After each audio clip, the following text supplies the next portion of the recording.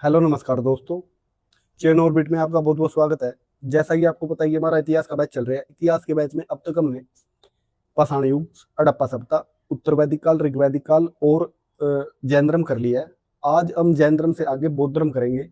तो चलिए वीडियो शुरू करते हैं। वीडियो शुरू करने से पहले वीडियो को लाइक कर दीजिए और चैनल को कर दीजिए सब्सक्राइब, ताकि आने वाली हर वीडियो की अपडेट आप तक पहुंचती रहे और आप किसी वीडियो से वंचित न रहे।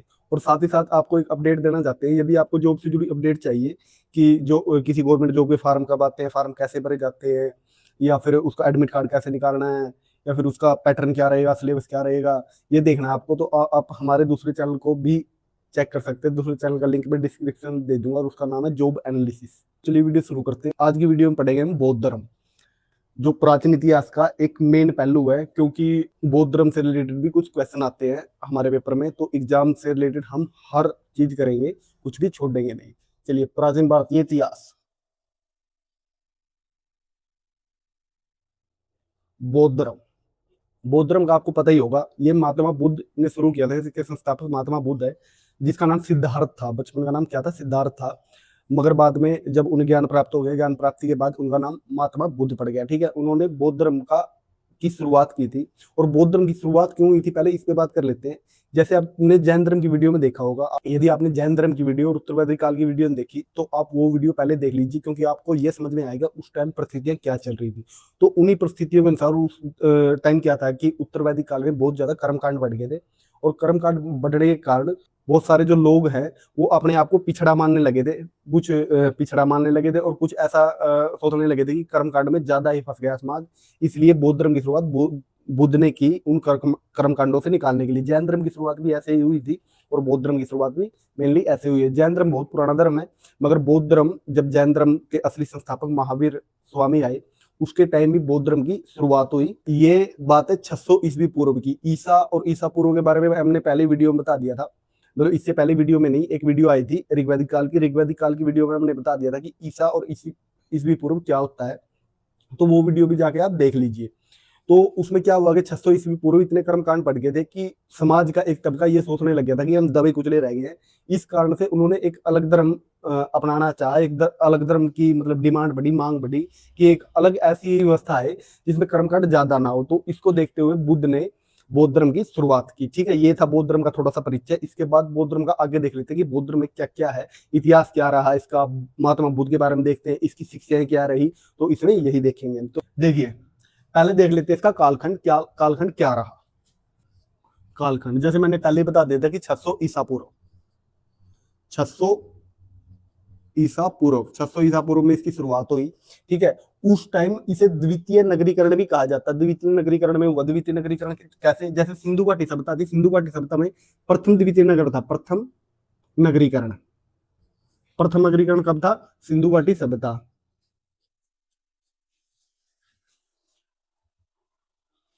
सिंधु घाटी सभ्यता। और द्वितीय नगरीकरण, द्वितीय नगरीकरण था महाजनपद। महाजनपद की वीडियो इससे आगे आएगी, जैन धर्म से आगे आएगी। वैसे वो पहले ही करानी थी, मगर पहले हम नहीं कराएंगे। पहले बौद्ध धर्म और जैन धर्म कराएंगे, उसके बाद महाजनपद। महाजनपद, जो महाजनपद काल हुआ, क्या था कि सिंधु घाटी सभ्यता में नगरीकरण था। उसके बाद ऋग्वैदिक काल में क्या आया कि सिंधु घाटी सभ्यता पतन हो गया। सिंधु घाटी सभ्यता के पतन के बाद ऋग्वैदिक काल में क्या हुआ कि गांव बसने लगे, मतलब कबीला थे पहले। और जो उत्तरवैदिक काल में थे वो कुछ तो जनपद थे, कुछ तो जनपद थे, और कुछ उसके बाद गांव भी थे। ठीक है, ये उत्तरवैदिक काल और ऋग्वैदिक काल में रहा। उससे आगे महाजनपद आया। महाजनपद में क्या हुआ कि इन गांव का आकार बड़ा होने लगा, इन जनपदों का आकार बड़ा होने लगा। मतलब जनपद एक अलग चीज है। जनपद जैसे एक शहर मान लेते हैं, मगर पूर्णतः बसे शहर नहीं थे वो।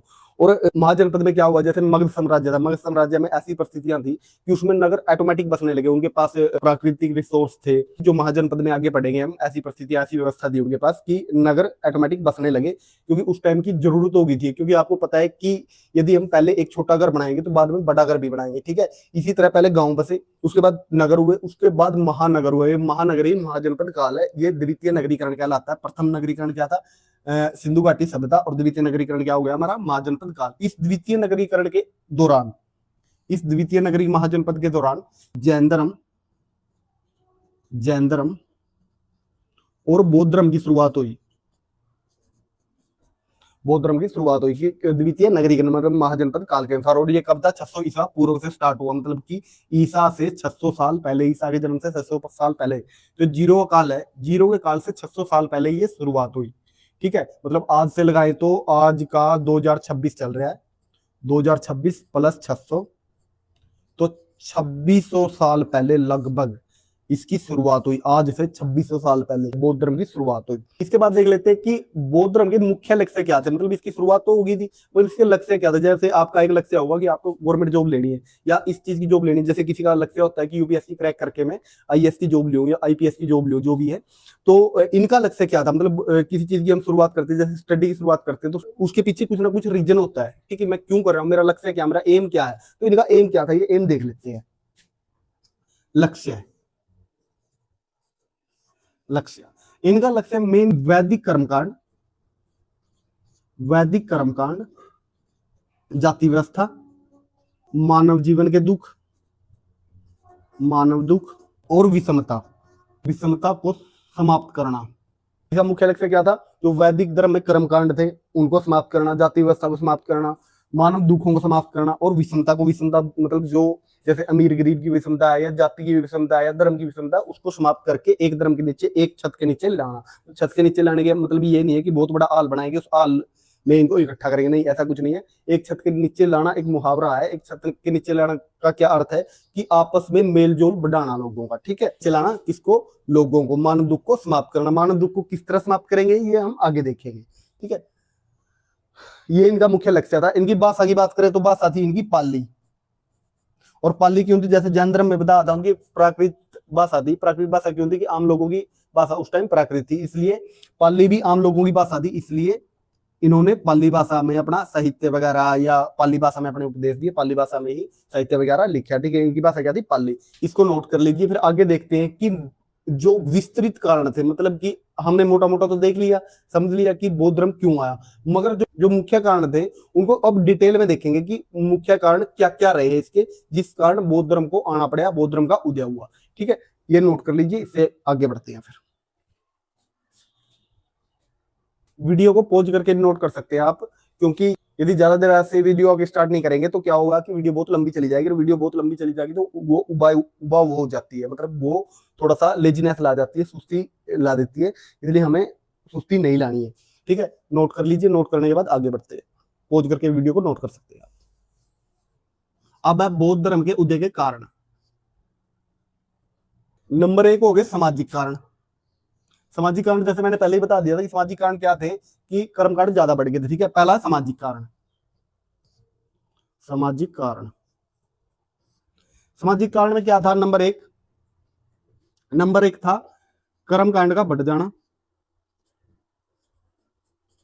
नंबर 2 वर्ण व्यवस्था का कठोर होना। वर्ण व्यवस्था कठोर और जटिल। नंबर 3 महिलाओं का सम्मान नहीं। नंबर 4 वर्ण व्यवस्था जन्म आधारित, जिसमें बुद्ध मानते थे कि जो वर्ण व्यवस्था है, वर्ण व्यवस्था कर्म के आधार पर होनी चाहिए, मतलब जो जैसा कर्म करेगा वैसा ही उसका वर्ण हो, ठीक है। वर्ण व्यवस्था जन्म आधारित। नंबर 5 इसका कारण था कि स्त्री और ब्राह्मण को, स्त्री मतलब राजा, राजा और ब्राह्मण को ज्यादा महत्व, स्त्री और ब्राह्मण को ज्यादा महत्व, ठीक है। ये मुख्य कारण रहे इसके। पहला कारण था कर्मकांड का बढ़ जाना, जो सामाजिक कारण में पहला कारण था कर्मकांड का बढ़ जाना। दूसरा कारण था वर्ण व्यवस्था कठोर और जटिल होना। कठोर और जटिल कैसे? कि जन्म के आधार पर वर्ण व्यवस्था होगी थी, कर्म के आधार पर नहीं। मतलब कि पहले जो ऋग्वेदिक काल में था, ऋग्वेदिक काल में कैसा था कि कर्म के आधार पर जन्म वर्ण व्यवस्था थी। कर्म के आधार पर कैसे? कि आप जो भी काम करोगे उसी आधार पर आपका वर्ण माना जाएगा। जैसे आपकी एक चर्मकार या सुनारा काम कर रहे हैं तो सुनारे काम में आपको क्या माना जाएगा? सुनार माना जाएगा। भले ही आप किसी के घर, मतलब आपके जो पिता है वो चर्मकारा काम करते हैं और आप यदि सुनारा काम करना चाहो तो आप कर सकते हैं। मतलब कर्म के आधार पर आप सुनार माने जाओगे और कर्म के आधार पर आपके पिता श्रमकार माने जाएंगे, ठीक है। मगर उत्तर वैदिक काल में ऐसा नहीं था। उत्तर वैदिक काल में क्या था कि आपका जन्म के आधार पर ही माना जाएगा। यदि आपके पिता सुनार हैं, आपके पिता कुम्हार हैं, तो उसी आधार पर माना जाएगा कि आप भी कुम्हार या सुनार हो, जो आपके पिता वही माना जाएगा। ये है जन्म आधारित वर्ण व्यवस्था। ठीक है, वर्ण व्यवस्था कठोर और जटिल हो जाना और महिलाओं के लिए सम्मानित, जैसे मैंने उत्तर वैदिक काल की वीडियो में बताया था, जैन धर्म में बताया था, मगर उत्तर वैदिक काल की वीडियो में डिटेल में बताया था कि महिलाएं, जैसे पहले ऋग्वेद काल में क्या होता था, पहले हम सिंधु घाटी सभ्यता में देख लेते हैं। सिंधु घाटी सभ्यता में क्या था कि मातृस्थात्मक परिवार था। मातृस्थात्मक कैसे कि माँ ही परिवार की मुखिया होती थी, मतलब महिलाओं को बहुत ज्यादा सम्मान था। उसके बाद आया ऋग्वेद काल। ऋग्वेद काल में पितृस्थात्मक परिवार हो गया। पितृस्थात्मक कैसे, पिता परिवार का मुखिया हो गया। मगर एक बात थी कि जो महिलाएं थी, महिलाओं को सम्मानजनक दृष्टि से देखा जाता था। जो विदत और सभा होती थी उनका भी मेंबर बनाया जाता था। विदत और सभा आपको पता ही होगा। विदत एक ऐसी संस्था थी जिसमें मतलब जो सैनिक कार्य, आर्थिक कार्य या राजनीतिक कार्य का डिसीजन लिया जाता था, वो विदत थी। और सभा भी ऐसी थी जो राजा वगैरह को चुनती थी ऋग्वेद काल में। इसमें महिलाओं को भी भाग लेने का अधिकार था, महिलाओं को वेद पढ़ने का अधिकार था। मगर उत्तर वैदिक काल में क्या हो गया कि महिलाएं वेद नहीं पढ़ सकती, महिलाएं विदत और सभा में भाग नहीं ले सकती। मतलब ऐसा कुछ हो गया कि महिलाओं की स्थिति गिर गई थी, महिलाओं की स्थिति संतोषजनक नहीं रही थी, उनको सम्मान नहीं मिलता था। और महिलाओं को सम्मान नहीं मिलना, ये भी एक सामाजिक कारण था बौद्ध धर्म के उदय का। उसके बाद वर्ण व्यवस्था जन्म आधारित हो गई थी, मैंने पहले ही बता दिया था। स्त्रीय और ब्राह्मणों को ज्यादा महत्व दिया जाता था। मतलब चार वर्ण थे समाज में। पहला था ब्राह्मण, दूसरा था क्षत्रिय, तीसरा था व्यापारी लोग मतलब वैश्य, और चौथा था शूद्र। जो पहला वर्ण था ब्राह्मण, उनको पुरोहित सारे काम मतलब सबसे ज्यादा महत्व उन्हीं को था। क्षत्रिय को दूसरे नंबर पे लगा लो या उनके बराबरी महत्व था, क्योंकि वो राजा वगैरह होते थे। उत्तरवैदिक काल की बात कर रहा हूं मैं। उसके बाद 3 नंबर पे है वैश्य। वैश्य को क्या था, वैश्य और शूद्र को कोई भी महत्व नहीं दिया जाता था। मतलब व्यापारियों को ऐसा माना जाता था कि ये पिछड़े हुए लोग हैं समाज के। और दूसरी बात, शूद्र को तो बिल्कुल ही पिछड़े हुए लोग माना जाता था। और उनको काम भी ऐसे दिए जाते थे, मतलब ऐसे काम करने पड़ते थे जैसे कि गंदगी साफ करना, ठीक है, या बिस्टा साफ करना। ऐसे कुछ काम दिए जाते थे, मतलब सारे काम शूद्र करते थे, मगर महत्व किसी को दिया जाता था, क्षत्रिय और ब्राह्मण को। इस कारण भी बौद्ध धर्म का महत्व बढ़ने लगा। बौद्ध धर्म कम उदय का मुख्य कारण था ये नोट कर लीजिए। अब आर्थिक कारण देखते हैं। अब आगे नंबर 2 पे आर्थिक कारण। आर्थिक कारण पहले देखिए समाज में ऐसा क्या हुआ कि बौद्ध धर्म का उदय हुआ। अब देख लेते हैं कि जो धर्म वगैरह था उसमें क्या कारण रहे कि बौद्ध धर्म का उदय हुआ। मतलब एक नया धर्म या एक नया पंथ का उदय होना एक अपने आप में बहुत बड़ी घटना थी। आर्थिक कारण में क्या था कि आपको पहले बताया था कि महाजनपद काल शुरू हो गया था। महाजनपद काल में क्या था कि कृषि आधारित अर्थव्यवस्था थी उस टाइम। कृषि आधारित अर्थव्यवस्था, ठीक है। कृषि आधारित अर्थव्यवस्था होने के कारण क्या था कि बैलों का ज्यादा प्रयोग होता था। मतलब उस टाइम ट्रैक्टर वगैरह तो थे नहीं, या और मशीनरी वगैरह तो थे नहीं। बोझा ढोने के लिए या जुताई करने के लिए किसका प्रयोग किया था, बैलों का। और बैलों का क्या होता था कि यज्ञ वगैरह में आहुति दी जाती थी, मतलब कि बलि दी जाती थी। उस बलि से भी बहुत लोग रुष्ट थे, क्योंकि बैलों की इससे कमी हो रही थी, पशुधन की कमी हो रही थी, जिस कारण से बौद्ध धर्म में लोग जाने लगे। ठीक है, पहला कारण था बैलों की रक्षा के लिए। नंबर 2 बलि वगैरह रोकने के लिए। नंबर 3 हो गया जो व्यापारी वर्ग था या वैश्य वर्ग था, मतलब वर्ण अवस्था का वैश्य वर्ग, तो 3 नंबर का वर्ग था, उसको भी एक सम्मानजनक नजर से नहीं देखा जाता था। मतलब उसको क्या कहा जाता था कि आप समुद्र पार व्यापार नहीं कर सकते। यदि समुद्र पार यदि व्यापार करते हैं आपको जाति या वर्ण से आपको अलग कर दिया जाएगा, या एक गलत नजरों से देखा जाता था। समुद्र पार व्यापार करते थे, मगर बौद्ध धर्म में ऐसा कुछ नहीं था। तीसरा था व्यापारी वर्ग को सम्मान नहीं। सम्मान नहीं, यदि व्यापारी वर्ग को या किसी वर्ग को सम्मान नहीं मिलेगा तो वो क्या करेगा। जैसे किसी को देश में सम्मान नहीं मिल रहा, मतलब कि उसको उसके पूरे वर्ग को एक तुच्छ नजरों से देखा जाता है, तो वो क्या करेगा, वो या तो आंदोलन करेगा या अपने अलग राज्य की मांग करेगा, देश की मांग करेगा, ऐसा कुछ करेगा। तो इसलिए व्यापारी लोग भी एक अलग पंथ को, अलग धर्म को देखने लगे कि जो उसका सम्मान करे। तो वो आया बौद्ध धर्म। इसलिए बौद्ध धर्म की बहुत ज्यादा मदद की व्यापारी वर्ग ने धन देकर, ठीक है। इसलिए व्यापारी वर्ग का जो सम्मान नहीं था, इस कारण भी बौद्ध धर्म का विकास हुआ, बौद्ध धर्म का उदय हुआ। नंबर 4 है लोहे की खोज। लोहे की खोज ये भी बौद्ध धर्म का मुख्य उदय का कारण माना जाता है, ठीक है। ये 4 मुख्य कारण थे बैलों की रक्षा के लिए, बैलों या फिर पशुधन की रक्षा के लिए, कि बलि से रक्षा। उसके बाद बलि वगैरह रोकने के लिए मैंने पहले बता दिया, व्यापारी वर्ग को सम्मान नहीं था, इस कारण भी व्यापारी वर्ग एक अलग धर्म की खोज में या अलग धर्म का सोचने लगा कि उदय हो जाए, तो इस कारण उसका उदय हुआ। उसके बाद लोहे की खोज, लोहे की खोज भी इसका मुख्य कारण रहा। ये इसके आर्थिक कारण थे। इसके बाद राजनीतिक कारण देख लेते हैं कि राजनीतिक कारण क्या क्या रहे, मतलब पॉलिटिकल जो रीजन थे इसके क्या क्या रहे, ठीक है। ये नोट कर लीजिए, फिर आगे बढ़ते हैं।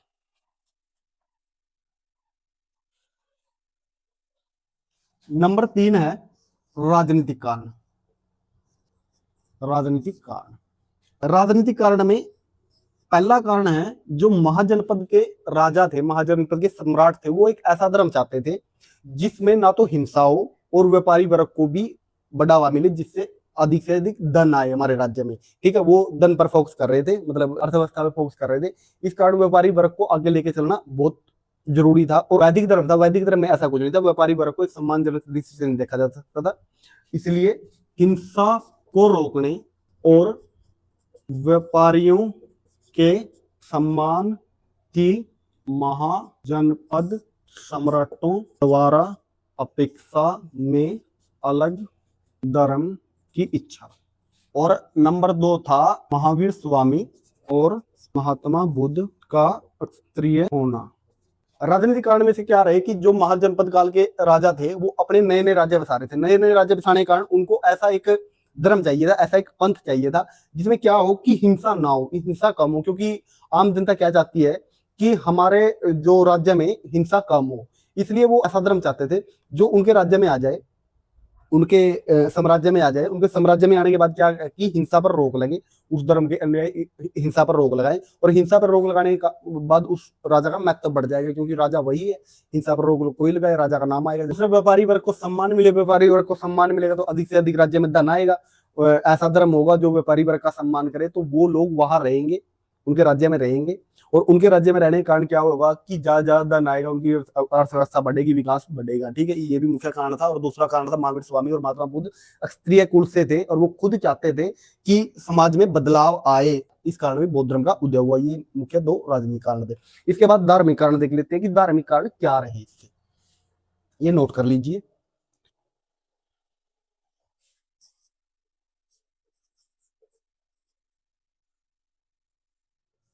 धार्मिक कारण, धार्मिक कारण नंबर 1 था यज्ञ, कर्मकांड, जादू टोना का होना और खर्चीला होना।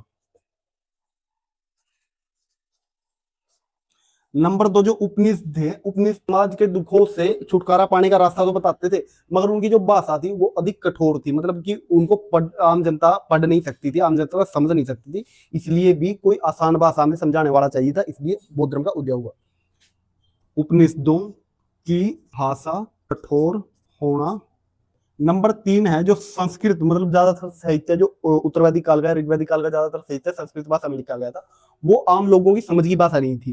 ठीक है, आम लोगों की समझ की भाषा, क्योंकि जो आर्य आए थे, आर्य लगभग हरियाणा सब सेंट्रल प्रदेश, कुछ पंजाब का हिस्सा इसमें आए थे। ठीक है, ये जो बौद्ध धर्म की शुरुआत हुई, बौद्ध धर्म की शुरुआत लगभग बिहार में हुई है। ठीक है, बिहार के लोग पाली भाषा जानते थे उस टाइम, तो संस्कृत भाषा वो समझ नहीं सकते थे। इस कारण भी इसका मुख्य कारण, धार्मिक कारण क्या था कि बौद्ध धर्म को अपनाना था। बौद्ध धर्म का उदय का मुख्य कारण था क्योंकि संस्कृत ज्यादा लोग समझ भी सकते थे, संस्कृत आम लोगों की भाषा नहीं।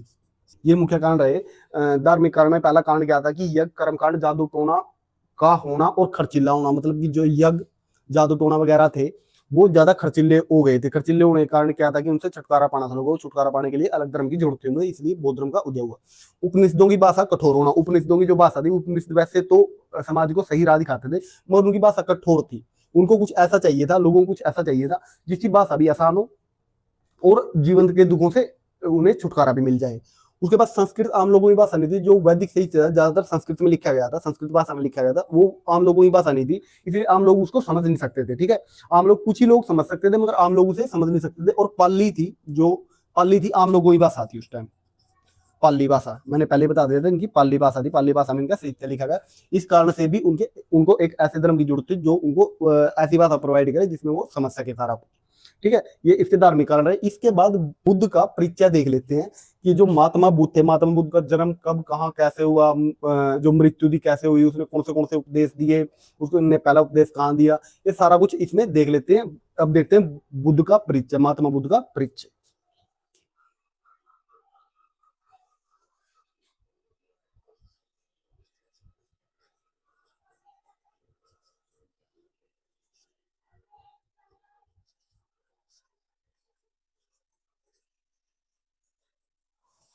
आता है महात्मा बुद्ध का जीवन परिचय। महात्मा बुद्ध के जीवन परिचय में क्या है कि महात्मा बुद्ध कोई ऐसा नहीं था कि पहले से शुरू से ही संत प्रवृत्ति के थे, संत थे वो, और शुरू से ही धार्मिक प्रवृत्ति से जुड़े थे। वो एक स्त्रीय कुल से संबंध रखते थे, एक राजा के बेटे थे, राजा के राजकुमार थे। आगे जाकर उसके जीवन में क्या हुआ, कहाँ उसका जीवन बीत आया, कुल कौन सा था, अब ये देखेंगे। ठीक है, तो हम बुद्ध के परिचय में पहले वास्तविक नाम देख लेते हैं। नंबर 1 आ गया वास्तविक नाम। नंबर 1 रहने दो, थोड़ा स्टार ही लगा लेते हैं। हाँ, वास्तविक नाम सिद्धार्थ।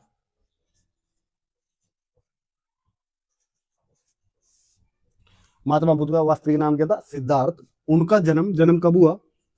563 ईसा पूर्व। 563 ईसा पूर्व जन्म स्थान। और 563 ईसा पूर्व कब हुआ? वैशाख पूर्णिमा के दिन। वैशाख, वैशाख जैसे ही हिंदू धर्म के जो महीने होते हैं ना, वैशाख, वैशाख पूर्णिमा के दिन।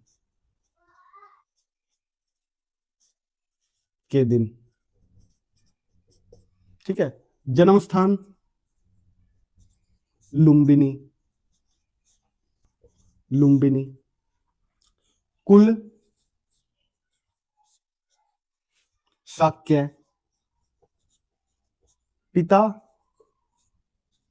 सुशोधन। सुशोधन राजा है शाक्य कुल के। इनका जो कुल था शाक्य कुल था, स्त्रीय कुल था, ये स्त्रीय। ठीक है। और सुशोधन इनके पिता थे, शुद्ध शोधन इनके पिता थे।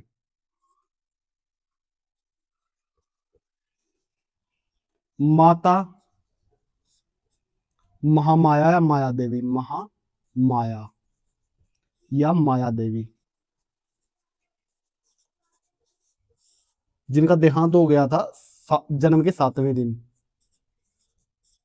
के 7वें दिन देहांत।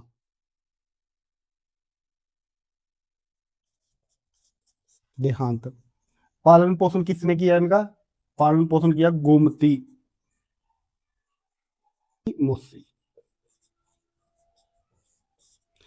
इनका विवाह भी हुआ था। विवाह इनका हुआ यशोधरा के साथ। इनकी पत्नी का नाम क्या था? पत्नी यशोधरा। वहां महावीर स्वामी की माता का नाम यशोधरा था, और यहाँ महात्मा बुद्ध की जो पत्नी थी उनका नाम यशोधरा था। धरा, यशोधरा। ठीक है। पुत्र थे इनके, पुत्र का नाम था राहुल, और इनका गोत्र था, जो गोत्र होते हैं हमारे समाज में, गोत्र था इनका गौतम, इसलिए गौतम बुद्ध भी कहा जाता है इन्हें। कई बार सुना होगा गौतम बुद्ध। ठीक है। ये इनके बारे में कुछ बातें थी।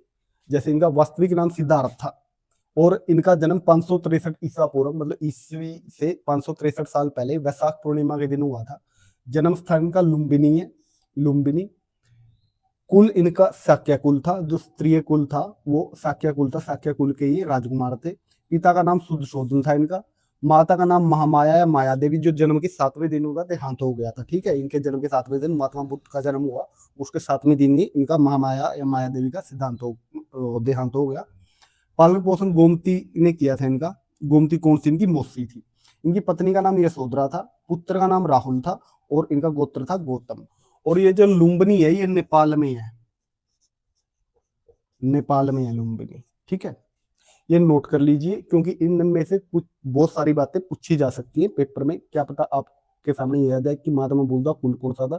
तो शाक्य कुल, स्त्रीय कुल था ये। मतलब कई बार ये भी पूछा जाता है कि वो कौन से वर्ण से संबंध रखते थे। ठीक है। इसलिए इनको शाक्य कुल का एकांत शाक्य मुनि भी कहा जाता है। शाक्य मुनि, कई बार देखा होगा आपने, शाक्य मुनि, शाक्य मुनि भी कहा जाता है। और इनके पिता थे सुधशोधन। माता का नाम महामाया, जो 7वें दिन देहांत हो गया था उनका इनके जन्म के। पालन पोषण गोमती ने किया था। गोमती कौन सी? इनकी मौसी थी। उसके बाद पत्नी इनकी यशोधरा थी, पुत्र का नाम राहुल, और गोत्र था इनका गौतम, इसलिए गौतम बुद्ध भी इन्हें कहा जाता है। ठीक है। ये नोट कर लीजिए। अब आगे बढ़ते हैं। इसके बाद महात्मा बुद्ध के कुछ प्रतीक आते हैं, मतलब महात्मा बुद्ध से जुड़े कुछ प्रतीक हैं। वो प्रतीक देख लेते हैं कि प्रतीक कौन सा प्रतीक किस चीज, कौन सी चीज किस चीज का प्रतीक है, तो वो देख लेते हैं।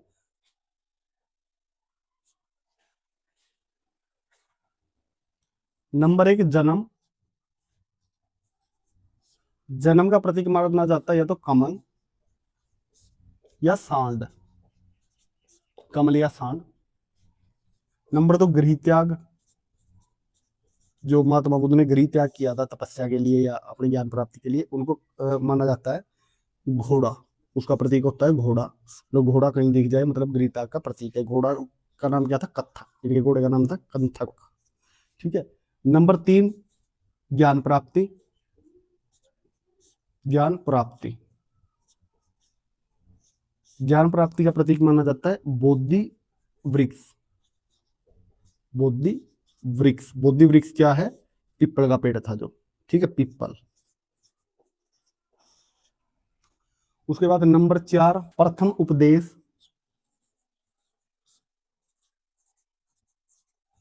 प्रथम उपदेश का प्रतीक माना जाता है धर्म चक्र। धर्म चक्र, धर्म चक्र मतलब व्हील, व्हील पहिया, धर्म पहिया, ठीक है। नंबर 5 है मृत्यु। जो बुद्ध की मृत्यु का प्रतीक माना जाता है वो माना जाता है स्तूप,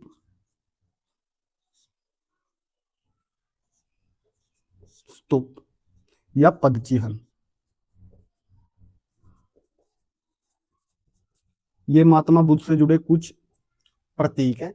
जैसे उनके जन्म का जो प्रतीक माना जाता है वो कमल या सांड माना जाता है। गृहत्याग का प्रतीक घोड़ा, जिसका नाम कत्थक था, वो माना जाता है। ज्ञान प्राप्ति का प्रतीक बोधि वृक्ष, जो पीपल का वृक्ष था, वो माना जाता है।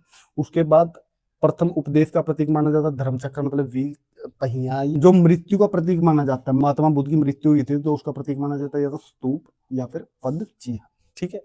ये कुछ प्रतीक है, ये नोट कर लीजिए, फिर आगे बढ़ते हैं। जैसा कि आपको पता है कि जो बुद्ध थे वो शाक्य कुल से संबंध रखते थे। शाक्य कुल एक स्त्रीय कुल था और ये राजकुमार थे। तो राजकुमार थे तो इनके मन में ऐसा क्या आया कि इन्होंने घर त्याग करना पड़ा और तपस्या के लिए निकल गई, क्योंकि इनके पास तो शान शौकत रहने के लिए सब कुछ था, शादी भी हो गई थी, सब कुछ था इनके पास। तो ऐसा क्या हो गया कि इन्होंने घर त्याग कर दिया, गृह त्याग कर दिया, अपना राजपाट छोड़ के, और ये जंगल में चले गए या फिर तपस्या करने चले गए। ऐसा क्या हुआ? तो इनके जीवन में एक घटना हुई थी, घर से निकले। जैसे कि इनको इनके जो पिता थे उनको एक जो संत थे उन्होंने पहले बोल दिया था कि ये या तो आपका पुत्र है जो अपने जीवन को पूरा नहीं करेगा, पहले इनकी मृत्यु हो जाएगी, या फिर ये बहुत बड़ा सन्यासी बनेगा, ठीक है। ये पहले ही बोल दिया था। तो इसके कारण इसके घर वाले क्या करते थे कि इसके सामने कुछ ऐसा नहीं आने देते थे कि इसको गृह त्याग करना पड़े, इसको फुल ऐशो आराम देते थे। एक दिन क्या हुआ कि घूमने जा रहे थे कहीं बाहर, इसके सामने 4 चीजें आई, ठीक है। 4 चीजों में क्या था? वो पहली चीज थी वृद्ध व्यक्ति, वृद्ध व्यक्ति, वृद्ध व्यक्ति। नंबर 2 था सन्यासी व्यक्ति, सन्यासी। सन्यासी क्या था? वो प्रसन्नचित था, खुश लगा लो, खुश था, खुश। नंबर 3 पर आ गया मृत शरीर, और नंबर 4 पर आ गया बीमार व्यक्ति, ठीक है। ये घूमने जा रहे थे, इनके सामने 4 चीजें आई है। पहला आ गया वृद्ध व्यक्ति। इन्होंने पहले पता नहीं था कि जीवन में क्या क्या होता है, मतलब हम बूढ़े भी होते हैं या नहीं, क्योंकि इन्हें हर चीज से अलग रखा जाता, हर चीज से अलग। जैसे कि इन्होंने कुछ दुख नहीं देखे थे, क्योंकि इनकी मध्यम वर्गीय लाइफ नहीं थी, इनकी उच्च वर्गीय लाइफ थी, और इनको जीवन का हर सुख मिला था। इन्हें पता नहीं था कि वृद्ध व्यक्ति भी कुछ होता है, मतलब बुढ़ापा भी आता है, इसके बारे में पता ही नहीं था। उसके बाद सन्यासी व्यक्ति जो खुश था, मतलब कि एक व्यक्ति ऐसा देख लिया कि जो सन्यास ले रहा था, संत था, और संत होने के बाद भी वो खुश था, उसके पास कुछ नहीं था मगर फिर भी खुश था।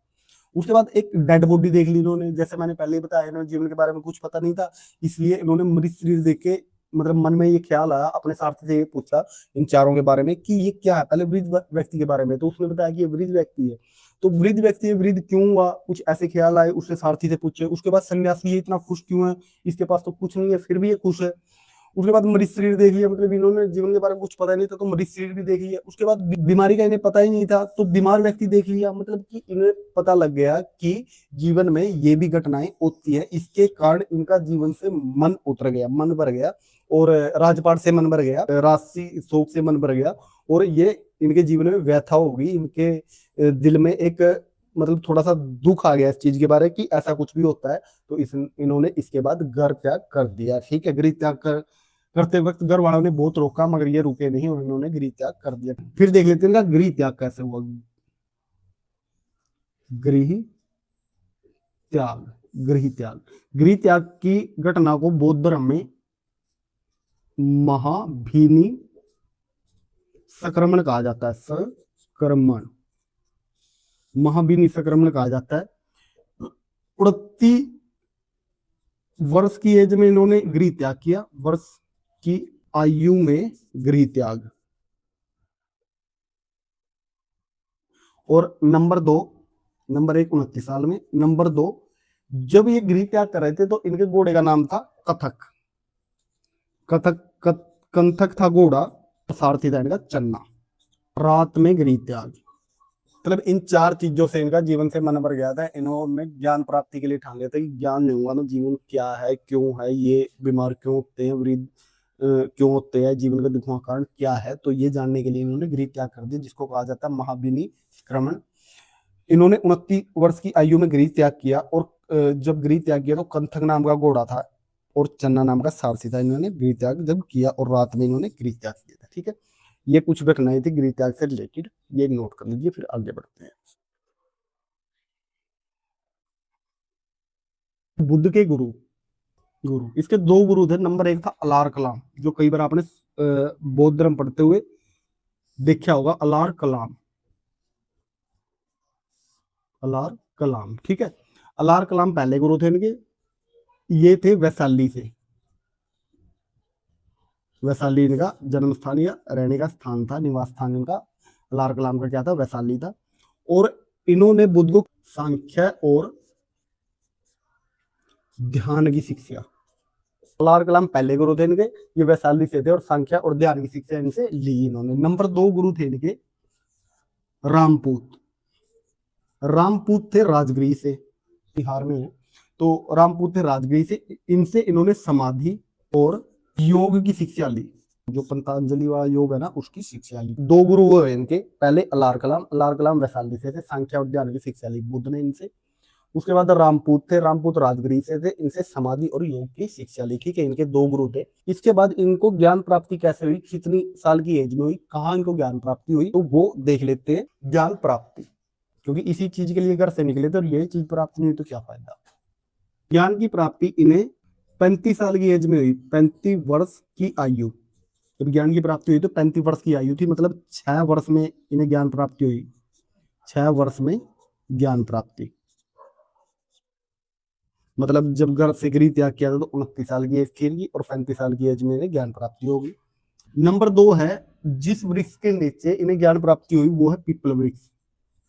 नंबर 3 स्थान उर्वेला, जो वर्तमान में बोध गया भी कहते हैं, जिसको बोध गया, बोध गया बिहार, बिहार। ठीक है जी। उसके बाद आ जाता है, देखो 35 साल की एज में इन्हें ज्ञान प्राप्ति हुई, पीपल वृक्ष के नीचे ज्ञान प्राप्ति हुई इन्हें। स्थान था उर्वेला, बोध गया। तिथि, तिथि जो डेट थी वैशाख पूर्णिमा थी। अगला नंबर है, नदी थी निरंजना, जिसे पुनपुन नदी भी कहा जाता है, निरंजना, वर्तमान है पुनपुन। सुजाता नामक कन्या थी कोई, सुजाता नामक कन्या के द्वारा लाई गई खीर। ज्ञान प्राप्ति से जुड़ी ये कुछ बातें हैं। देखिए 35 साल की एज में इन्हें ज्ञान प्राप्ति हुई, मतलब जब इनकी 35 साल एज थी तो ज्ञान प्राप्ति हुई। 6 वर्ष में टोटल ज्ञान प्राप्ति हुई, 6 वर्ष तपस्या की इन्होंने, तो 6 वर्ष में ज्ञान प्राप्ति हुई। जो महात्मा बुद्ध थे उन्हें 6 वर्ष में हुई, और जो महावीर स्वामी थे उन्हें 12 वर्ष में हुई थी। 30 वर्ष की आयु में क्या किया था उन्होंने, और 42 वर्ष की आयु में उन्हें ज्ञान प्राप्ति हुई। और इसी तरह महात्मा बुद्ध को 35 वर्ष की आयु में ज्ञान प्राप्ति हुई। पीपल का वृक्ष था जिसके नीचे इन्हें ज्ञान प्राप्ति हुई, जिसे बोधि वृक्ष भी कहा जाता है, बोधि वृक्ष। ठीक है जी, बोधि वृक्ष भी कहा जाता है। स्थान था उर्वेला, उर्वेला कहा जाता है उसे, जो बोध गया बिहार में, वर्तमान में बोध गया बोला जाता है, जो बिहार में है।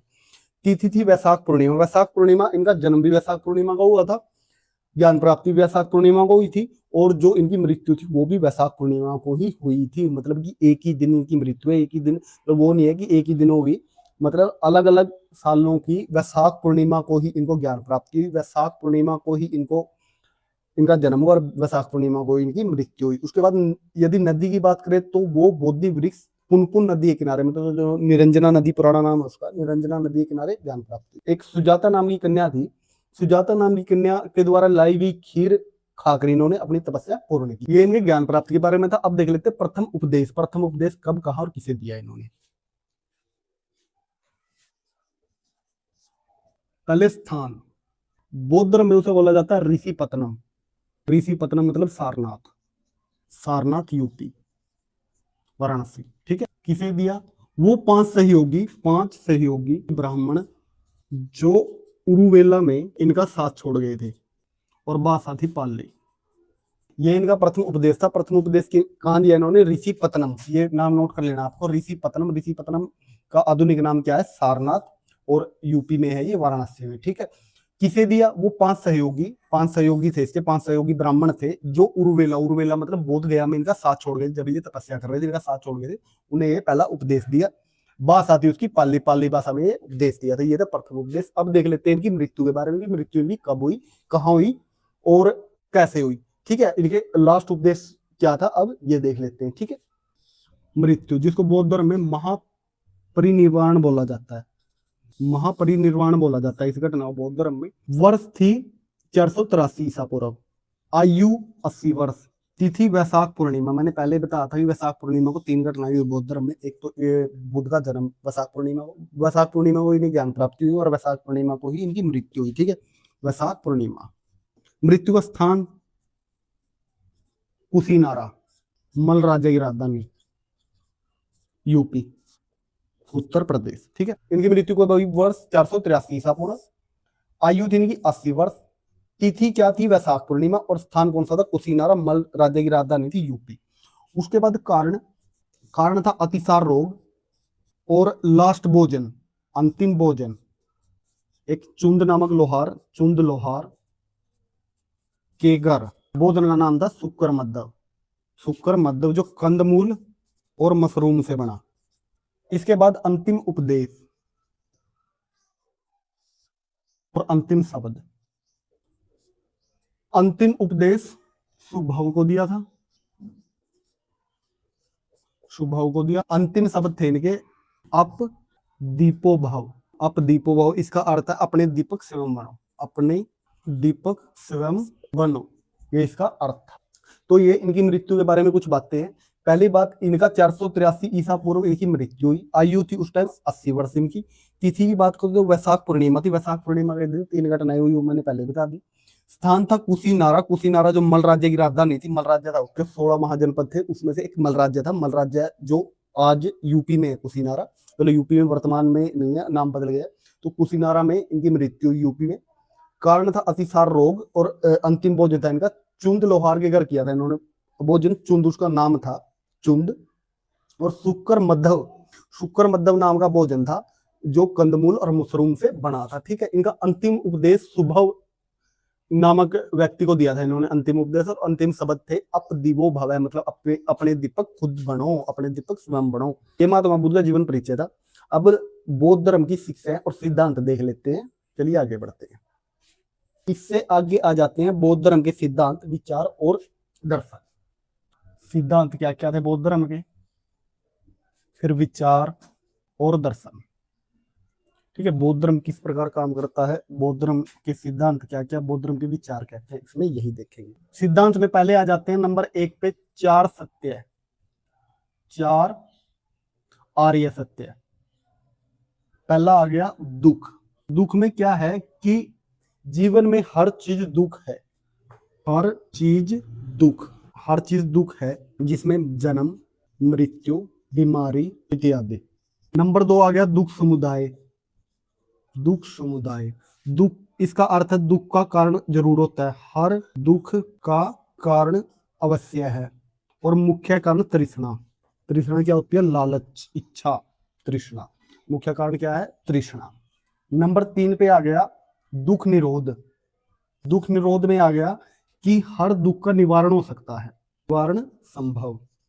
ये तृष्णा के अंत से किया जा सकता है, तृष्णा के अंत से, तो तृष्णा को खत्म करके, इच्छा को खत्म करके दुख को खत्म किया जा सकता है। और चौथा आ गया दुख निरोध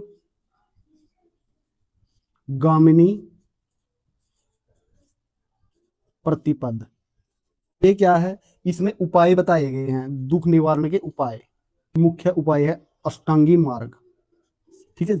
इसमें 4 आर्य सत्य है, 4 मुख्य सत्य है। पहली बात, दुख, हर चीज दुख है, मतलब कि जो जन्म मृत्यु बीमारी इत्यादि है सारा कुछ दुख है, ये दुख है। फिर दुख समुदाय, हर दुख का कारण अवश्य होता है, कोई ना कोई जो भी दुख है उसका कारण अवश्य होता है। इसका मुख्य कारण तृष्णा, तृष्णा मतलब इच्छा होती है, आदमी की इच्छा होती है, कुछ भी जो भी इच्छा होगी वही दुख का मुख्य कारण है। तीसरा नंबर आ गया दुख निरोध, मतलब कि दुख का निवारण संभव है, जो हमें दुख होते हैं उसका हर एक दुख का निवारण संभव है, उसका हम निवारण कर सकते हैं। और मुख्य निवारण होगा उसका तृष्णा का अंत, यदि हम अपनी इच्छा का अंत कर दे तो मुख्य निवारण यही है।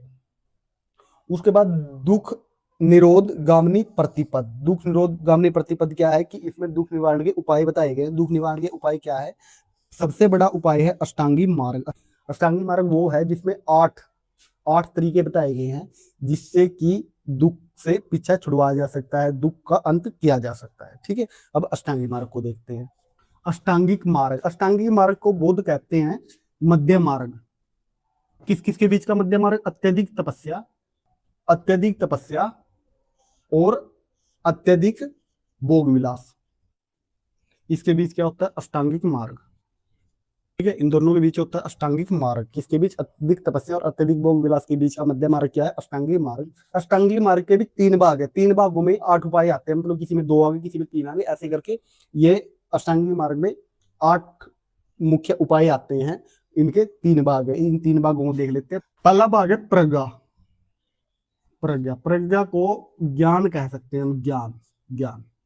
ठीक है, इसके मुख्य भाग है 2 अष्टांगिक मार्ग। नंबर 1 है इसका सम्यक दृष्टि, सम्यक दृष्टि।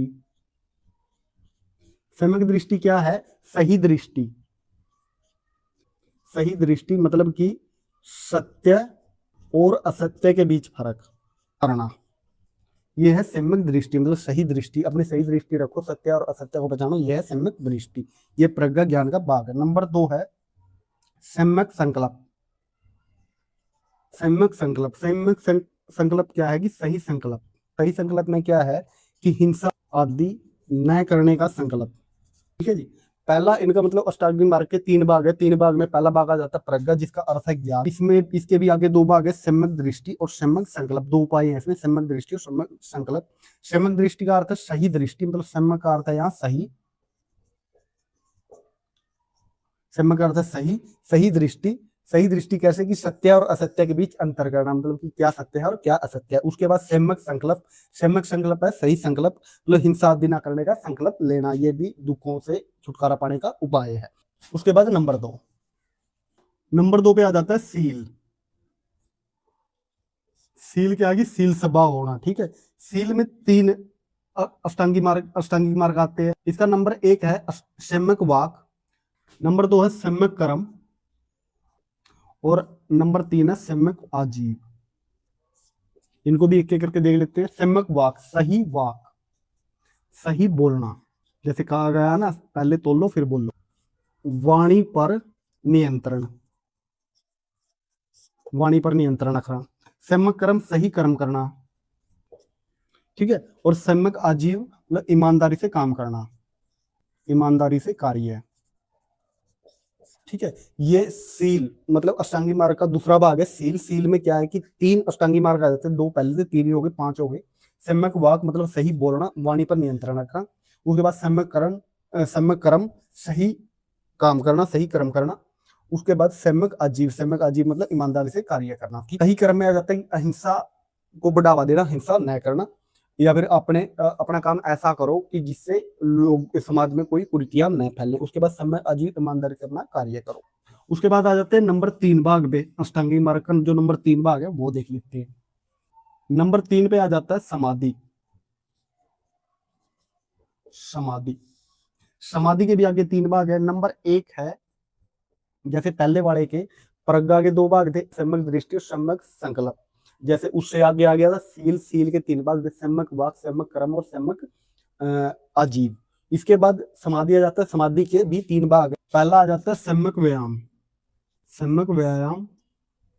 नंबर 2 सम्यक स्मृति और नंबर 3 सम्यक समाधि। सम्यक समाधि, समाधि अष्टांगी मार्ग के ये 3 भाग आ गए। सम्यक व्यायाम मतलब व्यायाम करना, सम्यक स्मृति मतलब अपनी पुरानी जो दुख के कारण है वो भूल जाना और सही स्मृति रखना, सही यादें रखना, सही यादें रखना। उसके बाद सम्यक समाधि मतलब कि ध्यान वगैरह लगाना, ध्यान लगाना। ठीक है, ये समाधि अष्टांगी मार्ग के समाधि जो अष्टांगी मार्ग का तीसरा भाग है समाधि आ जाता है। समाधि के तीन भाग है, सम्यक व्यायाम, व्यायाम करना, सम्यक स्मृति सही यादें रखना, और उसके बाद सम्यक समाधि ध्यान लगाना। ठीक है, ये अष्टांगी मार्ग था। अष्टांगी मार्ग के बाद इनका देख लेते हैं कि बौद्ध संघ क्या है और उसके नियम क्या थे। हमने अब तक सिद्धांत और विचार में अष्टांगी मार्ग और चार आचार्य आर्य सत्य देख लिए। अब देखते हैं बौद्ध संघ और उसके नियम। बौद्ध संघ, बौद्ध संघ, बौद्ध संघ के मुख्य त्रिरत्न थे। त्रिरत्न, त्रिरत्न क्या थे? नंबर एक था बुद्ध, बुद्ध जिसका अर्थ था ज्ञान। नंबर दो था धम्म, धम्म अशोक का धम्म, हम आगे पढ़ेंगे। अर्थ था उपदेश, और नंबर तीन था संघ। संघ का अर्थ था संगठन, संघ का अर्थ था संगठन, मतलब कि इसके त्रिरत्न थे। त्रिरत्न कौन से थे?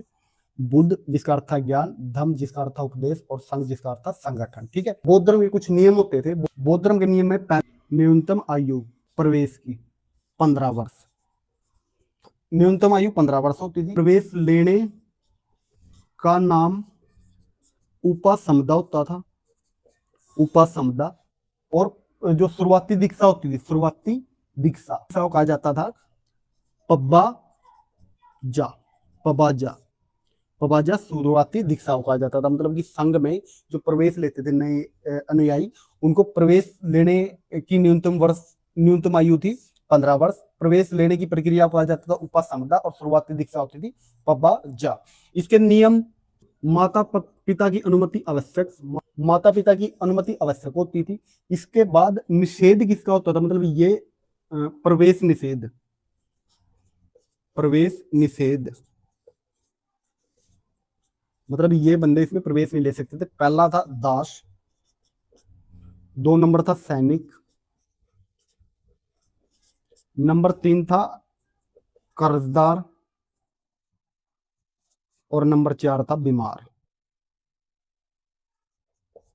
बीमार। ठीक है जी, ये दास सैनिक कर्जदार और बीमार इसमें अपना प्रवेश नहीं ले सकते थे, इनका प्रवेश निषेध था। और माता पिता से अनुमति आवश्यक थी। 15 वर्ष इनकी आयु थी। प्रवेश लेने की प्रक्रिया उम्मा कहलाती थी, और शुरुआती दीक्षा पवजा कहलाती थी। इसके बाद देख लेते हैं बौद्ध धर्म के मुख्य दार्शनिक विचार। ठीक है, सिद्धांत और विचार में आ जाता है आगे मुख्य दार्शनिक विचार। ये संघ के बारे में था।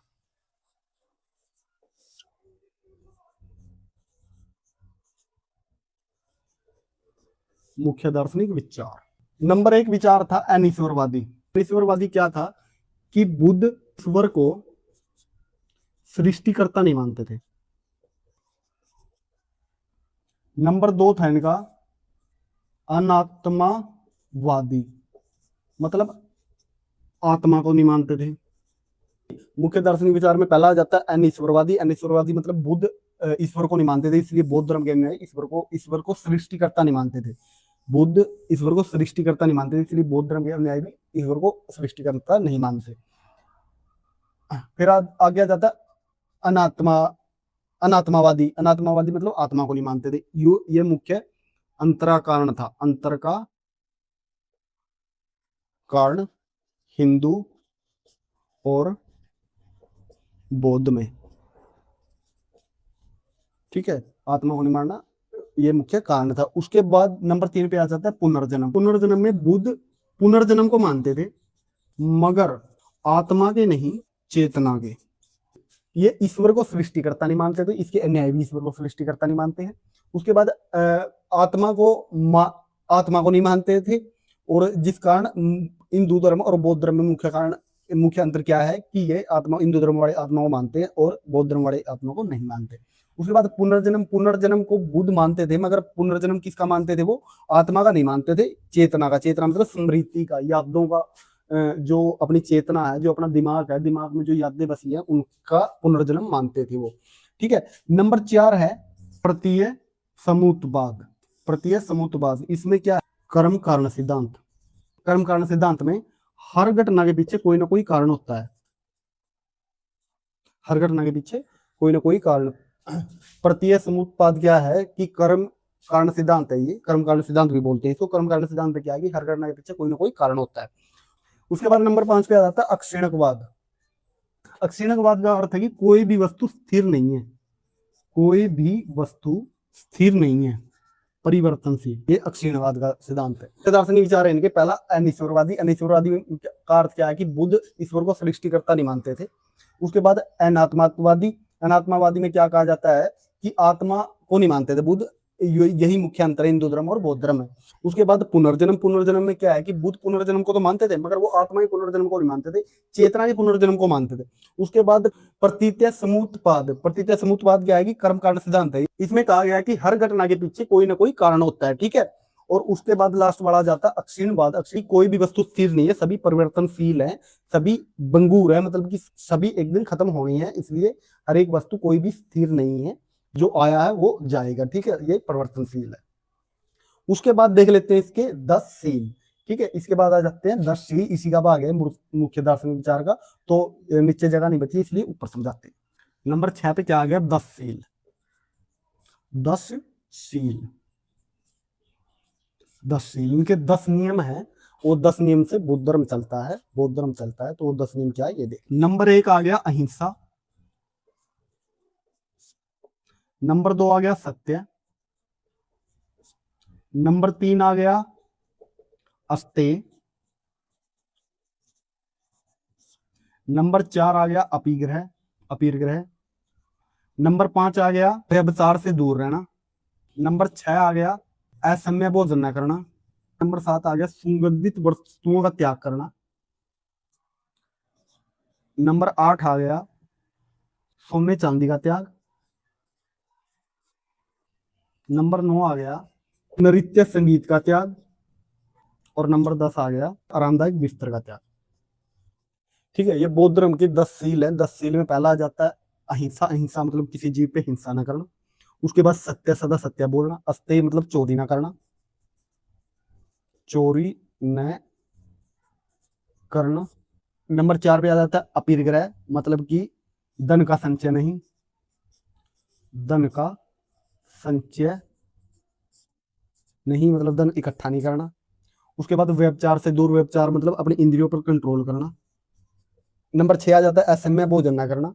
उसके बाद नंबर 7 आ जाता है सुगंधित वस्तुओं का त्याग करना, सोने चांदी का त्याग करना। नंबर 8, नंबर 9 नृत्य संगीत का त्याग। और नंबर 10 आरामदायक बिस्तर का भी त्याग करना। आपको ये 10 सील है बौद्ध धर्म के, ये आपको नोट कर लेने। आज की वीडियो करते हैं यही समाप्त, क्योंकि वीडियो बहुत लंबी चली गई है और इसका पार्ट 2 लाएंगे हम। बौद्ध धर्म का पार्ट 2 कल आ जाएगा। आज वाली वीडियो में पार्ट 1 है ये, अब पार्ट 2 भी आएगा। इसका पार्ट 2 में कराएंगे इसके जो साहित्य वगैरह है, या 4 संगीतियां कब हुई, 4 संगीतियों की मुख्य बातें।